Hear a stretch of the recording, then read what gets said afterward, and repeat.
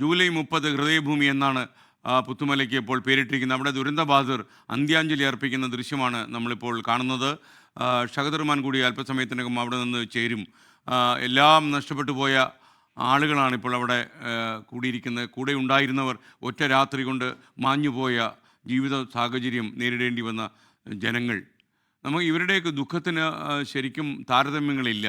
ഒരു രാത്രി ഉറങ്ങാൻ കിടന്നു, ഉണർന്നു നോക്കുമ്പോൾ അരികിൽ കിടന്ന ആൾ ഒലിച്ചുപോയി. മഴവില്ലുകൾ മാഞ്ഞു പോകുന്നത് പോലെ പോയവരാണ്. ഷഹദ് റഹ്മാൻ നമുക്കൊപ്പം ചേരുന്നു ഹൃദയഭൂമിയിൽ നിന്ന്. പറയൂ ഷഹദ്.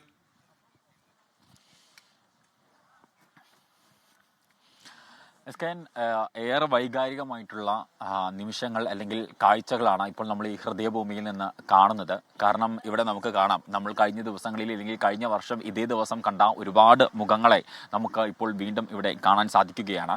ഇവരെല്ലാവരും പല ഇടങ്ങളിലായിട്ടാണ് ഇപ്പോൾ താമസിക്കുന്നത്. ഒരുമിച്ച് ഒരു കുടക്കീഴിൽ താമസിച്ച, പരസ്പരം ദിവസവും കളിച്ചിരികൾ വർത്തമാനങ്ങൾ പറഞ്ഞ 1000 കുടുംബങ്ങളാണ്. അവർ വീണ്ടും ഇന്ന് ഒത്തുകൂടുന്നു എന്ന പ്രത്യേകത കൂടി ഈ ഒരു ദിവസമുണ്ട്. നമുക്ക് ദൃശ്യങ്ങളിൽ കാണാൻ സാധിക്കും. അതിവൈകാരികമാണ് ഇവിടുത്തെ കാഴ്ചകൾ. ഒരുപക്ഷെ ഹൃദയഭൂമി എന്നാണ് ഈ നാടിന് നൽകിയിട്ടുള്ള പേര്.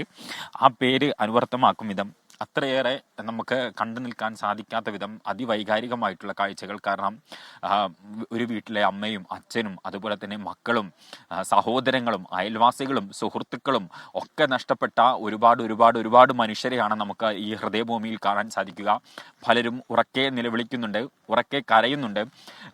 അതായത് ഇക്കഴിഞ്ഞ ദിവസങ്ങൾ അത്രയും അവർ തിന്ന തീ അല്ലെങ്കിൽ അവർ ഈ ദിവസങ്ങളിൽ കൊണ്ട് നടന്ന വേദന, ആ വേദനയുടെ ഭാരം അവരിവിടെ ഇറക്കി വെക്കുകയാണ്. കാരണം ഇക്കഴിഞ്ഞ ദിവസങ്ങളിലൊന്നും അവർക്കൊപ്പം ഇവിടെ ഈ മണ്ണിനടിയിൽ നിദ്രയിൽ ആഴ്ന്ന ആളുകളൊന്നും തന്നെ അവർക്കൊപ്പം ഉണ്ടായിരുന്നില്ല. അതിൽ ചെറിയ കുട്ടികളുണ്ട്, മുതിർന്ന ആളുകളുണ്ട്, ഗർഭിണികളുണ്ട്, പ്രായമായ ആളുകളുണ്ട്. അങ്ങനെ ഒരുപാട് പേരുണ്ട്.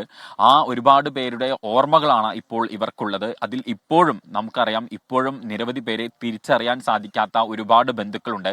അവർ ഇപ്പോഴും ആരാണ്, അവരെവിടെയാണ് എന്നതുപോലും അറിയാതെ ഇപ്പോഴും അവർക്ക് വേണ്ടി കാത്തു നിൽക്കുന്ന അല്ലെങ്കിൽ അവരെ കാണാൻ വേണ്ടി ആഗ്രഹിക്കുന്ന ഒരുപാട് പേരുണ്ട്. നമുക്ക് ദൃശ്യങ്ങളിൽ കാണാൻ സാധിക്കും, ഒരു ചെറിയ മോള് അവള് വന്ന ആ സമയം മുതൽ ഇതുവരെ കരഞ്ഞുകൊണ്ടിരിക്കുകയാണ്. അവളുടെ ബന്ധുക്കൾ, അവളുടെ സുഹൃത്തുക്കൾ അല്ലെങ്കിൽ അവളുടെ കൂട്ടുകാരായിട്ടുള്ള 3 പേരെയാണ് അവള് വിട്ടുപിരിഞ്ഞിട്ടുള്ളത്. അപ്പോൾ അത്രയും വൈകാരികമാണ് ഇവിടുത്തെ കാഴ്ചകൾ. നിറകണ്ണുകളോടല്ലാതെ ഇവിടെ നിൽക്കാൻ സാധിക്കുകയില്ല എന്നുള്ളതാണ് SKN. എന്തായാലും കൂടുതൽ ആളുകൾ ഇവിടേക്ക് വന്നുകൊണ്ടിരിക്കുകയാണ്. അവരെല്ലാവരും അവരുടെ ബന്ധുക്കളുടെ, പ്രിയപ്പെട്ടവരുടെ ഈ കല്ലറകളിൽ പുഷ്പാർച്ചന നടത്തുകയാണ്.